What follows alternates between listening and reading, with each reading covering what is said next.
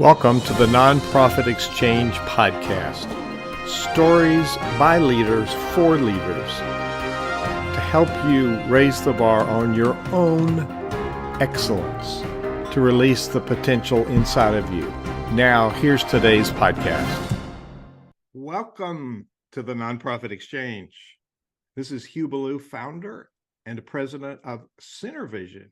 It's the synergy of a common vision, what music conductors know how to do and what leaders know how to do, especially our guest today. So on the Nonprofit Exchange, our guest today is Chris Lambert. So Chris, tell people a little bit about who you are and your background and why you're doing the work that you're doing. Today's episode is called Next Level Nonprofit, and your book also has How to Build a Dream Team and Increase Lasting Impact. I can hardly wait. Chris, tell us about who you are. Who am I? I'm a husband. I'm a father of two amazing, wild and crazy sons. I am a proud resident of the city of Detroit.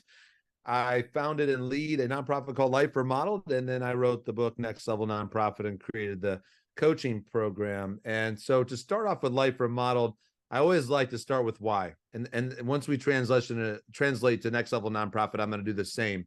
But the reason why Life Remodeled exists in Detroit is because we're absolutely convinced Detroiters have all the talent they need, but many don't have access to all the opportunities they deserve. And so what we do in response to this reality is we repurpose large vacant school buildings into one-stop hubs of opportunity for entire families to thrive. And then what we do is we fill these buildings with the best and brightest nonprofits who are moving the needle in three areas: either youth programs, workforce development initiatives, or health and human services. And then we help these organizations collaborate to make far greater impact together than they could ever make alone and really move the needle in an impactful way. And I started the organization in 2010. Our first 4 years were very messy, very rocky. And then we created this system and we started implementing these principles that are what we're going to talk about today in Next Level Nonprofit. And over the next 8 years, we ended up investing over $43 million into Detroit neighborhoods. We renovated 4 schools, mobilized 77,000 volunteers, and we became widely recognized as one of the best managed nonprofits in the state, highest score you can have on Charity Navigator and GuideStar. And, look, I have a lot of mistakes along the way, which I'm happy to share. And what I believe that we can do with Next Level Nonprofit is help you avoid those avoidable mistakes and truly accomplish far more than you're currently accomplishing. Wow, you ran a lot of amazing numbers by us. That's pretty impressive. You said it was, how did you describe the start out? Did you say it was messy? What'd you say? Messy, rocky. We created a big wake of, hiring people we shouldn't have hired and make a mistake, not knowing how to coach people and burn bridges and, just all with good hearts and good intent. But things that had I known then what I know now, not only would those not have happened, but we would actually have been even further along than we already are. Chris, I hate to tell you, this never happened to anybody else. I know I'm alone. Maybe Hugh, maybe you've made a mistake once or twice in this area, but let's all just take a deep breath and recognize we've all been there. No, I was kidding. It's those are customary, and I'm an expert in these things because at 77 I've made all the mistakes, and fortunately I'm smarter than I look, and I've learned from those. So those are learning opportunities. So being very direct about no, I didn't do everything correctly is a really good leadership trait. So being able to admit that and say that is, I commend you for that. So the nonprofit is called Life Remodeled. Is that what it's called?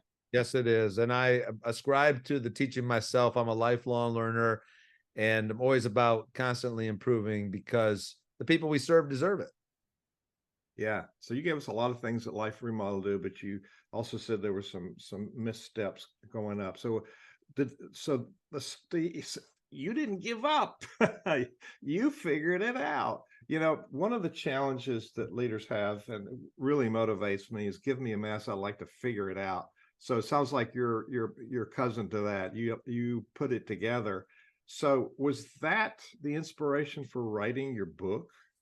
So I'll also start with why, right? Why Next Level Nonprofit? Why the book? Why the coaching? And it's really simple that we are absolutely convinced, and actually almost every nonprofit leader I know believes this, that the people that we serve as nonprofit leaders deserve the highest level of excellence we can possibly give them.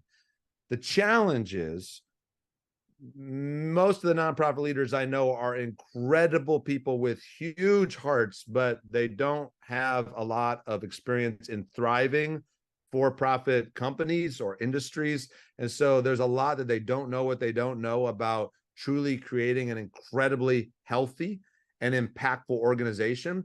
And so by not investing the time necessary on our inward internal systems, leads to us not achieving what we know we're capable of. And in fact, in many cases, for people to burn out. And so this book and this system, it's a blueprint for organizational, operational excellence that leads to you building a dream team and therefore increasing lasting impact. Because our work is about impact, isn't it? Yes, Yeah. sir. That's why we do what we do. We're here for people. Oh, amen. Before we go on to my next question, I'm going to back up a second. You use some strange words that we don't understand. Community, collaboration, which it's amazing that those words are tossed around and people don't really know how to do those. So give us a little enlightenment on why those are important. I'm sure they're important in your role. We didn't prep for this much, but I know that those are words that people need to hear from you. Community and collaboration. Would you talk about those a little bit, please? Yeah, and what Life Remodeled does here in Detroit is distinct from what we're going to talk about today with Next Level Nonprofit, but all throughout the book in Next Level Nonprofit, you're going to see references to Life Remodeled's real life experiences, failures, progress, lessons learned. And back to, Life Remodeled, we repurpose vacant school buildings and fill them up with dozens and dozens of nonprofits. We help them collaborate because no one nonprofit has the solutions to all society's challenges. And we're a lot better when we work together. And look, I've been guilty of this. A lot of us are operating in silos, and we often think that, it's a zero-sum game. But part of us does want to collaborate, and part of us just doesn't know how. And so we figured out how to do that on a local level. And proximity really is the biggest factor, which is why we repurpose these vacant school buildings and put so many nonprofits in there. And along the way, we've learned a lot about nonprofits of a wide variety of sizes and shapes and missions. And all of that plays into us creating this system that really translates to organizations of any size. There is no nonprofit too big. You could have 10,000 staff. You could have one, or anywhere in between. These principles are universal. So let's go back to this a little bit. I'm just beginning to get that, consider my age of mental condition here. Let me get a little more granular. You gave me a little hint there. So you're buying, so there's a physical property and you're buying it, and you're actually promoting collaboration by people being together. So a little bit more about how that works, please. All right. So when you think vacant school building, you got to think Harry Potter school. We acquire gorgeous works of art school buildings that unfortunately went vacant. And I never want to see any school close. When a school closes, that's like a dagger to the heart of hope to communities that have experienced high levels of marginalization and oppression. And so we take this painful disinvestment. And what it used to be is a beacon of hope for education in athletics, academics, and social advancement. And we turn it into an opportunity hub for all ages, for entire families in all of those areas. And we find out from the community, what increased opportunities do you want? And almost every community that we engage says the same three things. We want more youth programs. We want more job opportunities that lead to real, sustainable, livable wage jobs. And we want more health and human services. And so we, instead of us creating those programs, we find who is the best at those things, and we move them into our space. We lease fixed office space. It's not a co-working space. It's fixed space. We lease it to them at cost. What it costs us to operate the building is what they pay. That means everybody wants to be located in our buildings because there is no such thing as a landlord that doesn't want to make a profit. Well, that's what we do. And then we're doing more than leasing space. We get very intentional on setting extremely ambitious goals that are realistic if we work together. And we use data to figure out if we're actually on track to hit it or not, and to pivot and to work together to achieve those outcomes. Amazing. Amazing. And there's more and more co-working space going up for small businesses. Actually, I heard this weekend that Verizon is putting people into these spaces. They're spending 700 million a month, and they're saving a lot of money on office space. So it really makes sense for big business to say, oh, we need to put together some people. So what happens on site, people need their private time, but there's also public places, and what you're doing is just brilliant. I'm already impressed, and we're just like 10 minutes into this interview. So now you mentioned somewhere in your book and your writings an organizational operating system. Can you expand on that a little bit? All right. So what Next Level Nonprofit is it's not a software, but I'm going to use software as an analogy. So for you PC users, think about Windows. For you Mac users, that's me, think about iOS, or your iPhone iOS, or your Android, right? Those are all the operating systems. Now, in my opinion, that's the most important software on the entire device, because every other program that will ever integrate with that device will integrate because of your operating system. And an operating system on software side, it takes extremely complex inputs and makes them simple, right? And so in many ways, that's what an organizational operating system does. There's 4 key components to an excellent organizational operating system. They are: number 1, team unity; number 2, compelling vision; number 3, right strategy; and number 4, disciplined execution. And I want all of our listeners to imagine a flywheel on a car for a minute. Use this analogy, whether you're in the Motor City and you know cars, or you don't know anything about cars. In essence, the faster the flywheel goes, the faster the vehicle goes. And these 4 components are not strictly achieved in a linear fashion, but every time you improve these 4 components, your organization is going to go to the next level and the next level after that. And so you're constantly building all 4 of these components. It's not as if today we say, all right, we're going to build a dream team over the next month. And then once we do that, we'll come up with a compelling vision, and then we'll discover a right strategy. You're really doing all these things at once. And the reality is, the stronger your organization becomes, you're going to have access to higher levels of talent. If you're just starting up today, or you're 2 or 3 years in, there's only a certain level of talent you're likely to recruit for your organization. But we can help you recruit the absolute best that you're capable of. And sometimes you can outpunt your coverage. I mean, that happens every now and then, right? But the foundation of all of it is the right people in the right seats. And then we teach you how to do the right strategic planning, how to actually, how to operationalize your plan down to every single day and all the actions that we take. That in my 35 years of doing this, my uniqueness is integrating strategy into performance. So I know that in that journey, that's where 90% of the failure is. Is exactly what you described. You've got to have the plan, and there's so many that don't. But when you finish it, it's a piece of paper. So without what you do, there's no teeth to it.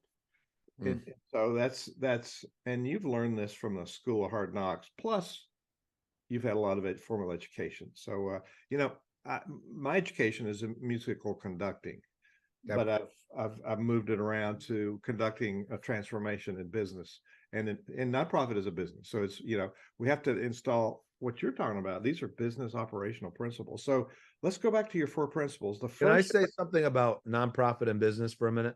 Yes, sir. So I am absolutely convinced that leading a nonprofit is far more complex than leading a business. So if you take 2 organizations, one's a for-profit, one's a nonprofit, let's say they're both doing about the same size of annual revenue, because you got to compare apples to apples, right? Running the nonprofit's way more difficult, and here's why. In the for-profit world, your customers are paying market value for your goods or services. You keep them happy, you win, right? You're good. In the nonprofit world, your customers are not paying for your goods or services, or if they are, they're not paying market value. So you got to keep them happy, which is why we do the work we do. But you got to keep your donors happy. You got to keep your volunteers happy. You got to keep your board happy. And they all have different agendas and perspectives and desires, right? We have to operate under financial constraints. We can't pay our staff the level that for-profit, the for-profit world can. So we're under those constraints. We have two bottom lines, a financial bottom line and a social impact bottom line.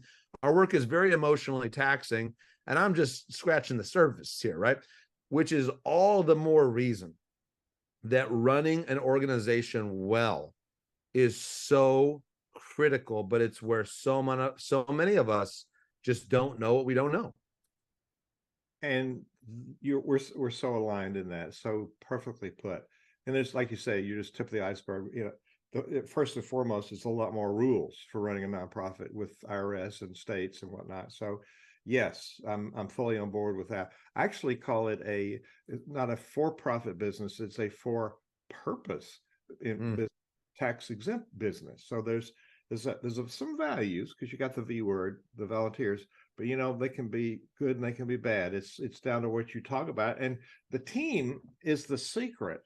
And having been a conductor for most of my life, if you don't have strong team members, you're going to have a poor performance. And just realizing that, and you said, and when you talked about your setup, that you had some wrong people. So that's a big mistake we make. But let's go to the first. You mentioned the 4 components. The first one is team unity, and you say look for a reindeer. Why do you do that, and how do you know if they're on your team? So there's a saying that's often used in the for-profit venture capitalist world, but I've even heard it in the nonprofit world. Sometimes when we say we're looking for a new team member for a new job description we've created, we finish creating this job description and we say, wow, we're looking for a unicorn. And when we say that, part of us maybe believes that this person doesn't exist, or another part of us believes, well, maybe they do exist, but they're never going to want to come and work for our team, right? Well, I was 5 years old when I first discovered Santa Claus. Oh, spoiler alert, by the way. I discovered Santa Claus was not real. And this same day, I also came to the conclusion that reindeer weren't real either, because in my mind, they're one and the same, right? And the cartoons and so on and so forth. And it wasn't until I became a teenager that someone informed me about these creatures called reindeer. And I learned they were actually almost magical in their own right. I recommend you Google reindeer if you don't already know about just how incredible creatures they really are. And so when we say we're looking for team members, we say we're looking for reindeer. Other terms you might have heard of are A players, rock stars, right? The top recruits, or whatever you want to say. These are the top 10% of people in the pool who might look at your job description. These are the people you want to land for your organization. And there's some general principles to recruiting, retaining, and developing reindeer. And one of the places that we start is we created a tool that helps you understand, do you have reindeer on your team right now? Because here's one of the rules of reindeer. Reindeer will not stay in organizations that tolerate non-reindeer continuing to work.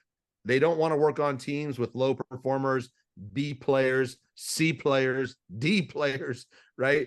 And so even if you can recruit a reindeer, if you don't keep only reindeer in your organization, you're eventually going to lose all of them.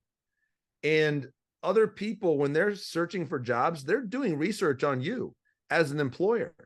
They're finding out, what kind of culture is this? What kind of team members are there? Great leaders, they're not going to teams that don't already have other great leaders. So it's essential that we only have reindeer on our team, and we get everyone off the bus who's not a reindeer. And so we created a tool for that. Awesome. So we need to motivate all of our team, and one of the hardest ones is the board. And so let's go to strategy. Now, I shared with you, I'm a musical conductor, and when I'm on the podium, on my music stand is the score, the musical score. And so everybody knows what to do because they've all got their parts. So all the action plans are already distributed. So when I drop the baton, people, it's part of the team building is people know what they're supposed to do. So talk about strategy. I mean, we just met and we're so aligned. I'm just really thrilled. So why is it the core of your system, and what's different about the way you do strategy? Because, it's a lot of people, it's, oh yeah, we got it here somewhere and they dust it off. That's no good. All right. Well, you stole my thunder here, and I'm gonna build on that because you're absolutely right. I have seen dozens and dozens and really hundreds of nonprofits because of the work that we do and my friendships. I love nonprofit leaders. I love nonprofit organizations. I've discovered two extremes. Extreme number one is the nonprofit that doesn't have a strategic plan, typically smaller nonprofits, right? That's actually common. Or maybe they came up with one, but in reality, they know it's not, it's not a strategic plan. The other extreme is the nonprofit that hired a consultant who was happy to collect tens of thousands of dollars and produce a beautiful 20-page plus plan that's doing a remarkable job sitting on your shelf collecting dust. And when a funder comes by, we pull it off, we dust it off before they get there, and we say, oh, you got to see this. This is our strategic plan, right? But here's the problem. Nobody in the organization knows what's in there. Not only was that a grand waste of time, it actually caused more harm than good. Because that process, you were really excited about it. You obviously put a lot of funding behind it, and I'm glad you prioritized strategic planning.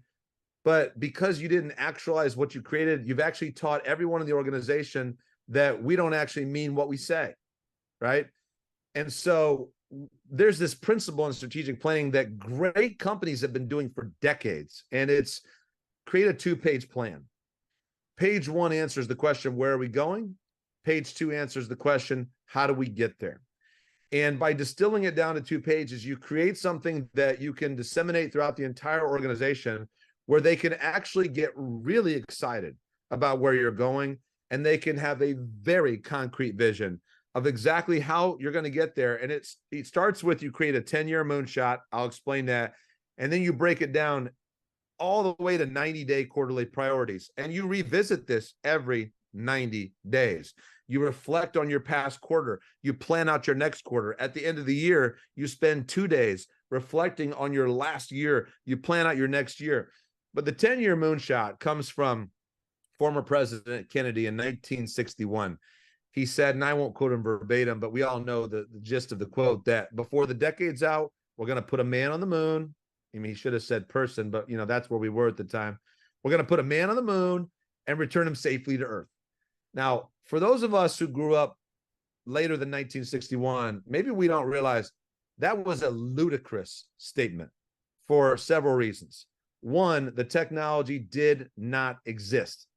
Number two, we didn't even know the math of how to effectively get that ship back to Earth. But what we did was, we did more than just say something crazy. We put a plan in place to discover the technology, which we did, to learn the math, which we did, and we achieved that mission in 1969.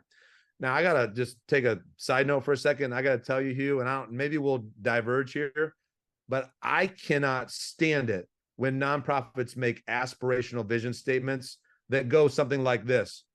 We envision a world by the year 2040 where no child is hungry. Now, here's why that really angers me.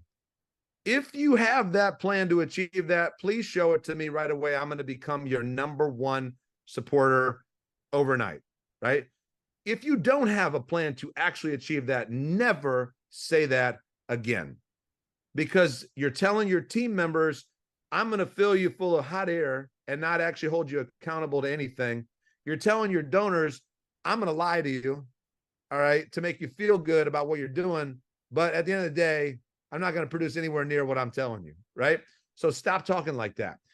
Instead, set a very ambitious goal. Okay, if President Kennedy would have said we're going to go to Mars and back, that would have not been possible at the time. Now, we could say that today. If he would have said, my son actually said this, one of my sons, well, we should try to go to the sun and back. Okay, son, let me talk a little bit about what that would look like, right? I'm not talking about setting impossible goals. I'm not talking about setting stretch goals. I'm talking about setting something that's truly remarkable, that actually can be done.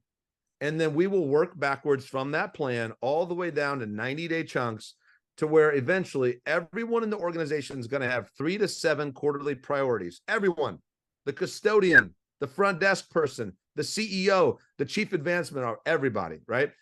And all of them are going to see very clearly exactly how their responsibilities tie in to that moonshot. And then their 3-year picture, their 1-year goals. And now all of a sudden, everybody is on the same page. They're excited and their jobs have meaning. And at the center of it all is your why. At the top of your page goes, why? Why do we exist? And you're constantly infusing your team with great vision and right strategy. You heard it here. Why? People don't care what till they know why. Come on. Hey, Chris, this is super. We're at our usual end time, but if you got a little more time, people will kill me for quitting so early. Can we go a little longer? I'm down. Yeah, I'm with you, Hugh. I'm really enjoying listening to you, actually. So go ahead, take it away. I mean, we could talk all day, but we want to leave people a reason to go get your book and go to your website. But I'm going to ask about those two. But before that, I studied facilitation very seriously, and I run meetings, power meetings, because I'm a conductor. You know, we got 2 hours. You're hiring a professional orchestra. You're paying a lot of money. You got to get it done. So meetings is a passion of mine. But I want to hear your take on it. You know, you run different meetings differently, and you know, bad meetings. If we have a bad rehearsal, we're going to have a bad concert. But people want to have bad meetings and expect good results anyway. So talk about meetings and why are yours different? Patrick Lencioni wrote one of my favorite books called Death by Meeting. Have you read it, Hugh? Yep. And you'll know at the center of his conclusion is what makes for a great meeting is appropriate levels of conflict. Now, that word scares a lot of people, right? I have become a big fan of healthy conflict, and it all starts with vulnerability. So we teach a framework for a 90-minute executive leadership team every single week. It has to start on time. It has to end on time. It has to take place in the same day, at the same time, every single week. And I can tell you this, every leader that does this comes to the same conclusion. These are the most effective, engaging, and really exciting meetings I've ever experienced in my life. And it's 90 minutes, and there's a lot of things going on in that 90 minutes. And the first 30 minutes is moving through your scoreboard, which are your metrics and your quarterly priorities and your highs and your lows, and you're checking in and all these things. And you're actually accomplishing team building. You're accomplishing being informed, and you know, what information do we need to cascade, and so on and so forth. And then the last 60 minutes are spent on what we call opportunities and next steps. This is where you're leaning into the most pressing issues of the organization, and you're driving toward next steps. So one of the reasons people hate meetings, right, is because oftentimes they don't really lead with a clear agenda, or they don't end with clear next steps. One of the reasons that happens are you got people driving for perfection instead of just driving for at least 80% confidence that we need to make a decision, this is the right decision, and let's go. Our meeting structure creates such high levels of accountability that even if you make a wrong decision, you're going to evaluate that so quickly, and you're going to pivot so quickly, you're going to then arrive at the right decision more quickly than you ever would have before.